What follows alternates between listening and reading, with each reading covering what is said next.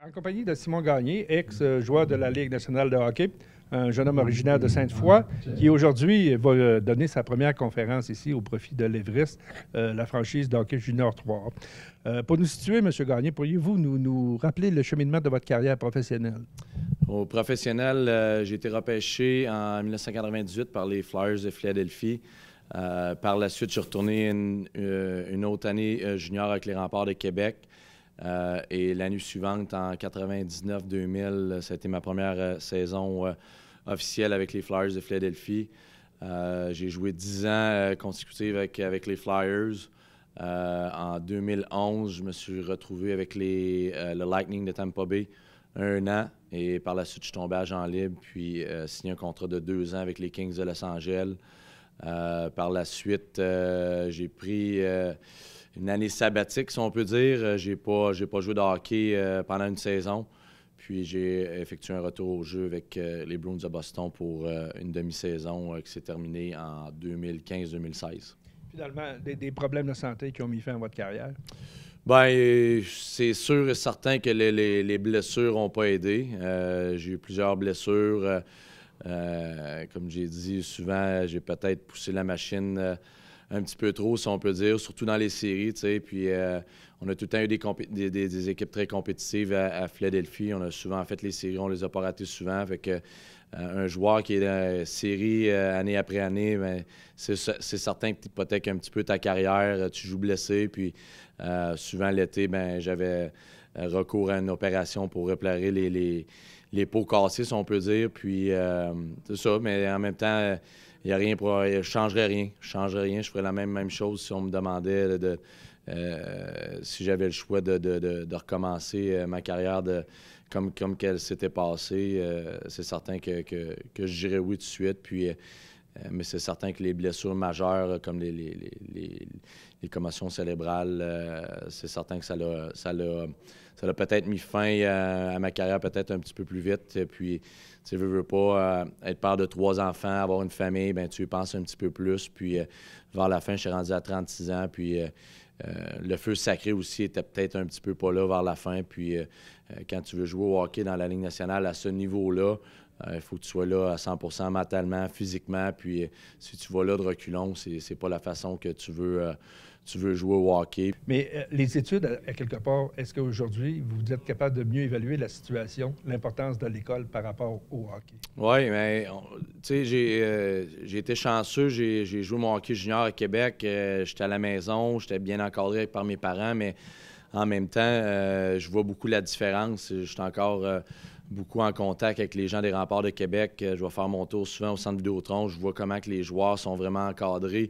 Même si on était bien encadré dans les années 96, 97, 98 avec les Remparts, mais c'est beaucoup différent maintenant. Je pense que c'est beaucoup plus facile maintenant de venir jouer au hockey junior, poursuivre tes études. On dirait que l'école essaie comment je pourrais dire ça, de faire que l'horaire des joueurs fit un petit peu avec la cédule des joueurs, parce qu'on le sait, tu sais, surtout maintenant, dans le hockey junior, que ce soit junior 3 ou Ligue junior majeure du Québec, les joueurs voyagent beaucoup, font des voyages à Moncton, Halifax, c'est Hull, tu vas à Val-d'Or, tu vas à Rouen, tu reviens fatigué du voyage, il faut que tu ailles à l'école le lendemain matin. Bien, moi, dans mon temps, mais des fois, je restais couché à la maison, puis je me concentrais peut-être un petit peu plus au hockey, mais c'est peut-être pas le meilleur exemple de ce côté-là, parce que moi, j'ai réussi au niveau du hockey, mais j'ai des chums qui faisaient la même affaire, qui n'ont pas réussi au hockey, puis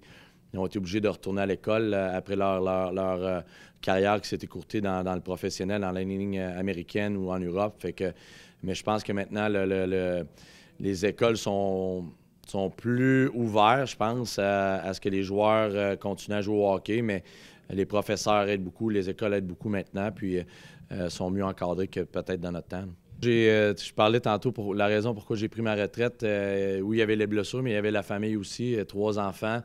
Je voulais être présent pour eux. Mon petit gars commençait à jouer au hockey. Il monte à Tombe l'année prochaine. Fait que tant aussi longtemps que mes enfants montent à la maison, je pense pas que ça va être une option. Mais en même temps, tu veux jamais fermer la porte à des choses comme ça. On ne sait jamais dans la vie. Mais pour l'instant, c'est vraiment profiter à 100% de la famille, voir mon petit gars grandir là-dedans dans le hockey. Mes petites filles sont dans la danse aussi. C'est passer du temps à la maison parce qu'on le sait, j'ai un de mes amis qui coach les Remparts de Québec, Philippe Boucher. Il passe beaucoup de temps à l'aréna. Il n'est pas souvent à la maison. Alors, c'est pas la raison pourquoi j'ai pris ma retraite. Fait que peut-être un jour, on verra dans quelques années, mais pour l'instant, c'est passer du temps en famille. Puis j'ai une couple de petits projets comme ça dans le monde du hockey, mais rien de trop de sérieux. Alors, bonne première conférence. Oui, peut-être c'est la première d'une longue série. Peut-être, on va voir. J'aime bien. C'est pas la première fois qu'on me demandait de faire une conférence sur ma carrière, si on peut dire comment ça s'est passé, comment ça a commencé, tout ça. Ma jeunesse aussi, là-dedans, qui va être question de ma jeunesse aussi.